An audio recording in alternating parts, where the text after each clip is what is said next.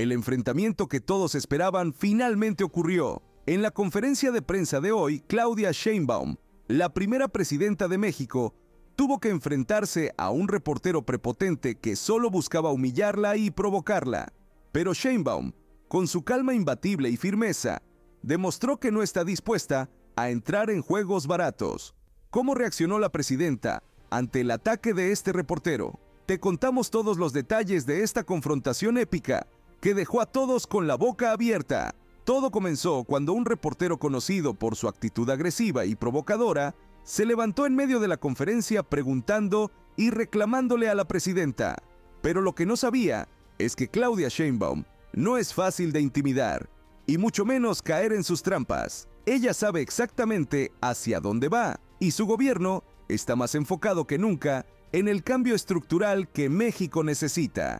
Mientras algunos intentan descalificarla con preguntas vacías, ella sigue luchando por un México más justo y equitativo. Eso es lo que realmente importa. ¿Qué opinas tú? ¿Crees que el ataque del reportero prepotente fue justo? ¿O que Sheinbaum respondió como una verdadera líder? Déjanos tu opinión en los comentarios. Nos vemos en el próximo video. Síguenos, dale me gusta y comparte el video. Buenos días, presidente. Buenos días a todos. Jorge Díaz de CNR de Lánzate, de Ensenada, Baja California. Quiero comentarle, voy a ser muy breve en este tema, que tiene que ver con el ser humano.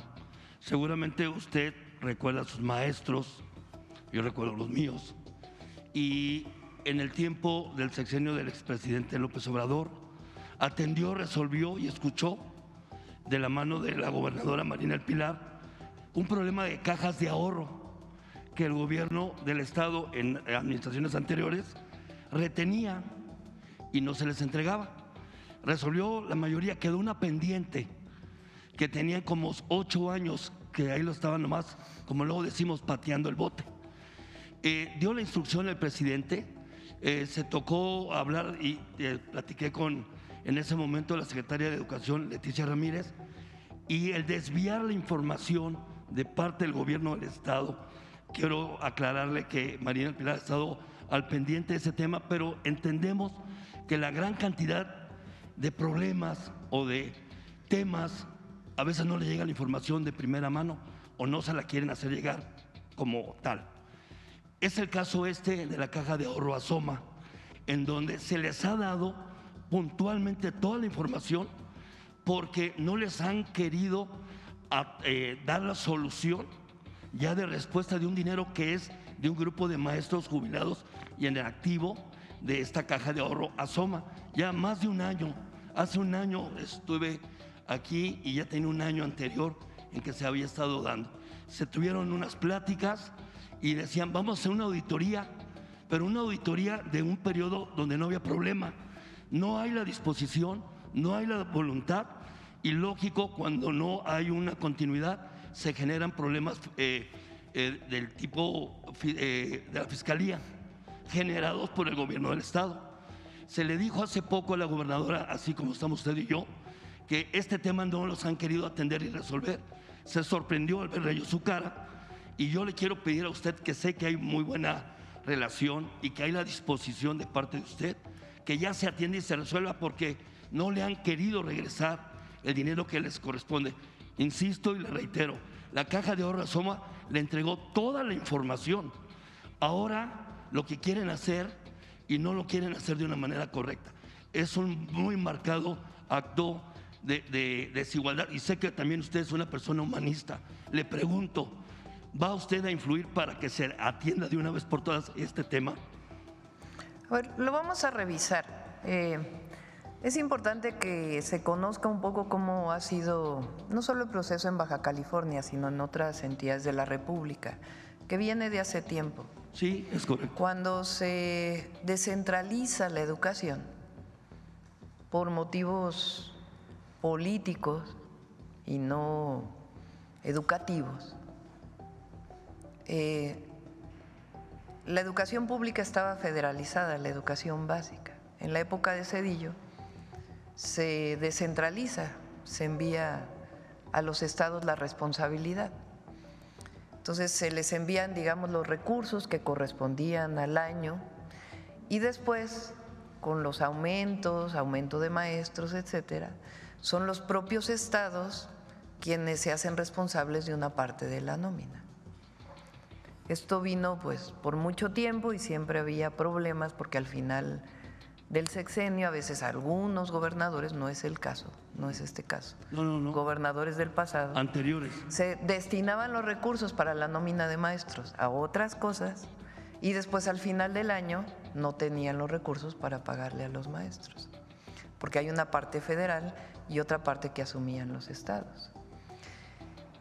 Con la reforma educativa del 2013, uno de los objetivos para el control de los maestros, ni siquiera era un objetivo de educación desde mi punto de vista, sino de control laboral, federalizan una parte de la nómina educativa, pero se quedan todavía algunas estatales, por distintas razones, muchas veces por gobernadores del pasado, que no quisieron federalizar. Les pongo el caso.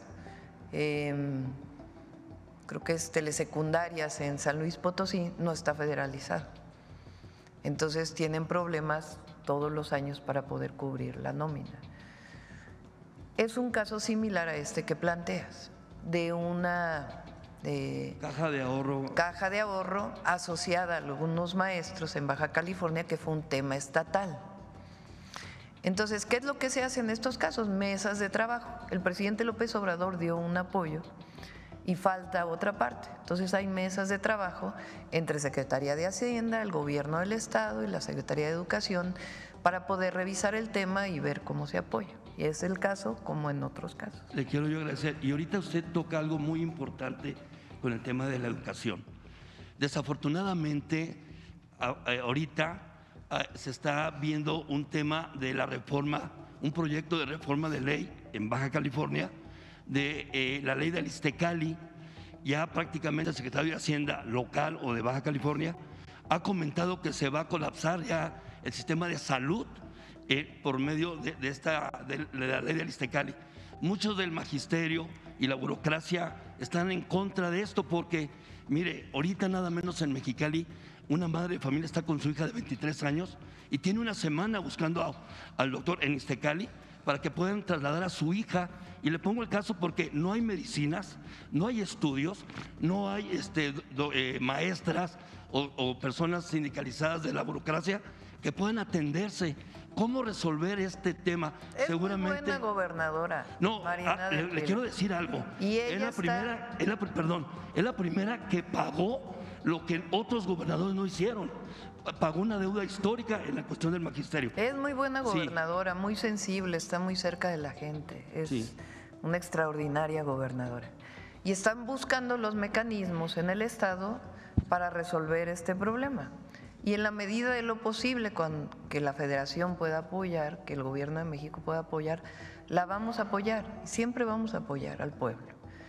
Una parte le toca a los estados, a los municipios, otra parte nos corresponde, pero siempre vamos a estar coordinados y en la medida de lo posible ayudar. Estamos en una mesa de trabajo, por eso necesitamos revisar antes de poder aprobar cualquier cosa. Es responsabilidad de cualquiera. Gracias. Bueno, vamos un poco más, porque quiero tocar un tema que… No, a ver, aquí ya preguntaste, acá, antes. No sé quién levantó la mano. Adelante. Presidenta, muy buenos días. Julián Mazoy de Noticias Telemax, la televisora pública del Estado de Sonora. Presidenta, han sido huracanes, incendios forestales, lluvias torrenciales, sequías que han empezado a suceder por todo el mundo producto de este fenómeno, esta crisis mundial, el cambio climático que estamos sufriendo todos. Hace una semana veíamos unos días estas imágenes impresionantes, le dieron la vuelta a todas las redes sociales. Arabia Saudita, uno de los países más preparados para enfrentar este tipo de crisis, con una nevada histórica en pleno desierto. Y sobre ello, pues México no será excepción. Y el noroeste del país este año, lamentablemente, está sufriendo una sequía importante. No llegaron las lluvias como nos hubieran encantado allá en Sonora y en el resto de la región del país, una sequía sin precedentes, francamente. Esta semana el secretario de Agricultura, Julio Verdegués, se reunió con el gobernador y con distintos representantes agrícolas de la zona, de la región del estado, y llegaron a varios acuerdos para apoyar al campo. Primero que nada, pues agradecerle la gestión que realizan desde el gobierno federal en favor de las y los sonorenses. Pero con esta introducción, entonces, Presidenta, preguntarle, pues, ¿qué más podemos esperar para enfrentar la sequía en la región? Una situación complicada. Los campesinos tienen mucha necesidad para recibir algo más de apoyo. En la medida de lo posible se va a apoyar a Sonora y a los productores de Sonora. Digamos que las medidas de adaptación al cambio climático son diversas y en ellas está trabajando Julio Verdeguer para distintos sectores y particularmente para la agricultura. En algunos casos tiene que ver con cambio de cultivos, en otros casos con esquemas que permitan seguir con la productividad o incluso aumentarla.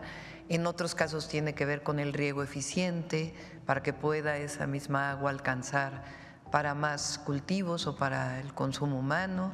Entonces está trabajando con el gobernador y las distintas secretarías. Claro, aprovechar también el foro para exponer el caso de lo que sucede en la ciudad de Hermosillo, más allá del campo, en donde el alcalde de ahí, me parece que es del PRI, Antonio Astiazarán, del PRIAN, está gastando más de 100 millones de pesos para rentar 10 camiones en un modelo, un esquema de privatización. Pero más allá de eso, mientras eso sucede, pues ya empezaron una serie de tandeos para distribuir el agua y hay una profunda desigualdad, se toman decisiones para distribuir el agua, como lo sucede en varios municipios del país, para que no le llegue principalmente a las colonias pues más pobres. En las colonias donde hay dinero, en donde se usan Twitter, pues ahí sí llega el agua.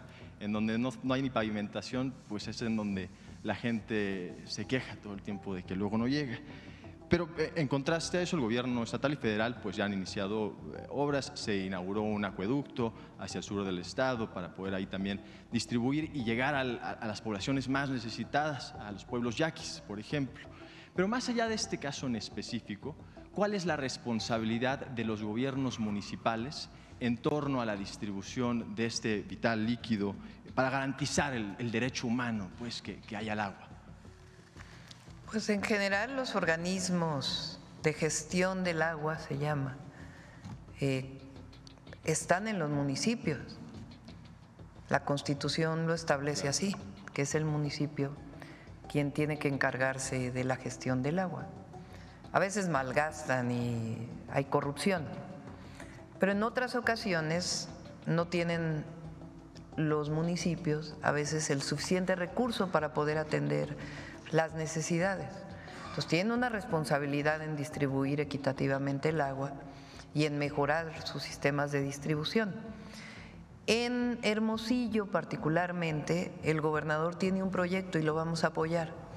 Está ya en coordinación con la Comisión Nacional del Agua. Vamos a presentar, creo que el jueves de la próxima, creo que en 8 días, el Plan Nacional Hídrico, así como presentamos el Plan Nacional de Energía Eléctrica, el Plan Nacional de Hidrocarburos, vamos a presentar los lineamientos generales del Plan Nacional Hídrico. Ahí vienen varios temas, justo ayer lo revisamos porque llevamos varios meses trabajando. Y entre otros, uno de los temas es proyectos estratégicos. En esos proyectos estratégicos queremos juntar recursos municipales, recursos estatales y recursos federales. Y uno de los proyectos estratégicos es justamente unas presas que tiene planteadas el gobernador para poder mejorar el abastecimiento de agua potable para los habitantes de Hermosillo. Entonces ya en su momento lo vamos a presentar, pero es uno de los proyectos estratégicos con los que vamos a apoyar a Sonora. Una más muy breve. Hace 8 años, el domingo pasado, se cumplió el aniversario número 8 de la detención de un personaje allá en Sonora, Guillermo Padres, exgobernador. Tenía en su rancho, cuando era gobernador en funciones, había mandado a construir una presa adentro de su rancho personal sin ningún tipo de impacto, de estudio de impacto ambiental, sin permisos de construcción, uno de los muchos motivos que después llevaron a su detención. Parece que continúa aún su proceso. ¿Tendrá usted información de sus condiciones jurídicas? Pues hay que preguntarle a las fiscalías, ¿no? Bien. Muchas gracias, presidente. Gracias. Quiero comentarles algo porque me llama la atención y además la verdad es increíble esta interpretación que se hace como campaña de la nueva presidenta o de que repite la presidenta de la Comisión Nacional de Derechos Humanos. Ayer estaba leyendo algunos temas en redes de la comentocracia y ahora resulta que desde Palenque López Obrador está dictándole a los senadores y senadoras quién va a ser la presidenta de la Comisión Nacional de Derechos Humanos. Ya se retiró de la vida pública, está escribiendo su libro, está en otras tareas de la transformación. ¿Ustedes creen de veras que le interese desde Palenque estar pensando quién va a ser la presidenta de la CNDH? Pero fíjense nada más, porque es muy interesante. La mayoría de ellos, también hay otros, que hasta me sorprenden, ni voy a dar los nombres, pero me sorprende, porque ¿de dónde tienen esa información? O sea, ¿de dónde la sacaron? ¿Cuáles son sus fuentes? ¿Cuáles son sus pruebas? ¿No? Porque ustedes son periodistas, saben que para dar una nota, comentar algo, pues no es producto de la invención de alguien, sino tienen que tener alguna fuente. Bueno, pero los que son, ya saben, ¿no? Es la campaña, que ni siquiera son creativos porque todos dicen lo mismo, o todas dicen, todos y todas. Entonces AMLO puso en contra de la presidenta además. Bueno, primer punto. Critican ahora la reforma constitucional al Poder Judicial, porque dicen que va a perder independencia el Poder Judicial. Entonces, ¿quién nombra con la anterior Constitución a los ministros o ministras? El Senado, ¿no? A partir de una terna que enviaban los presidentes. Pero sí tienen independencia, ¿sí me entienden? Aún y cuando los enviaban los presidentes y eran electos o elegidos en el Senado. Pero no había línea entonces, ¿verdad? De los anteriores presidentes, previos al presidente López Obrador. Había independencia del Poder Judicial. O sea, ¿dónde quedan los senadores y las senadoras? ¿O qué no son adultos o adultas ahora para poder tomar una decisión?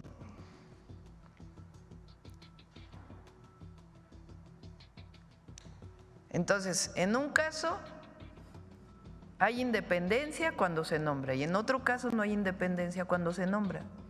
O sea, fuerzas tiene que haber una línea del Ejecutivo o del ex Ejecutivo.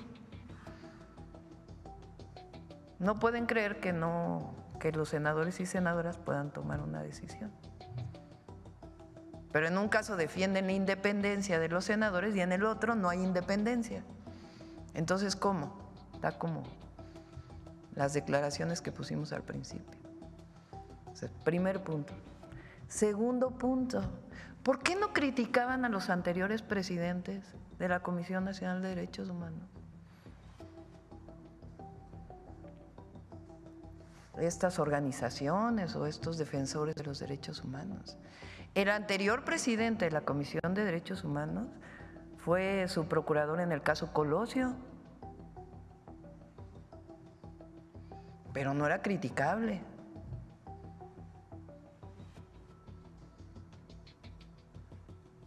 Ofensas a Rosario Piedra, se toparon con la misma piedra. Pero qué manera de verdad de dirigirse a una persona. ¿Cuánto gastaban antes en la Comisión Nacional de Derechos Humanos? En el pasado.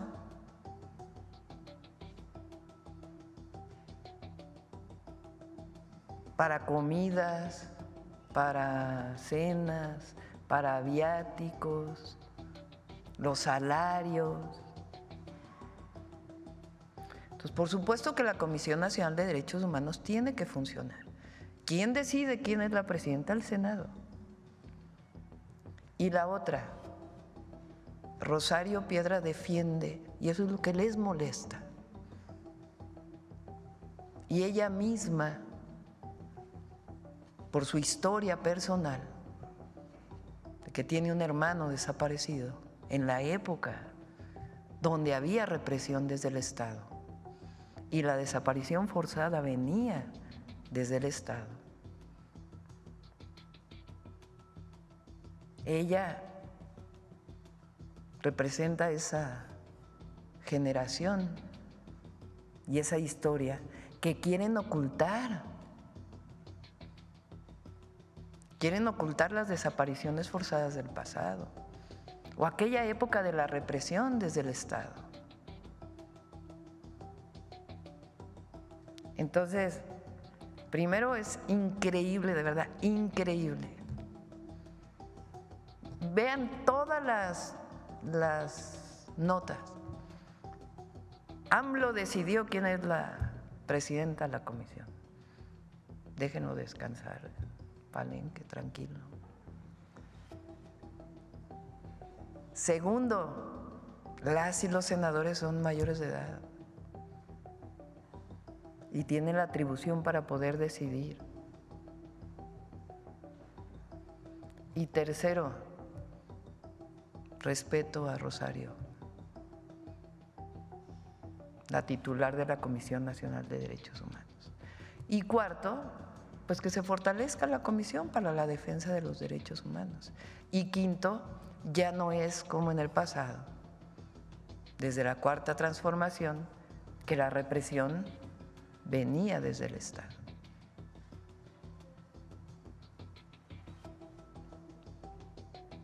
Entonces, es interesante mencionar todo esto.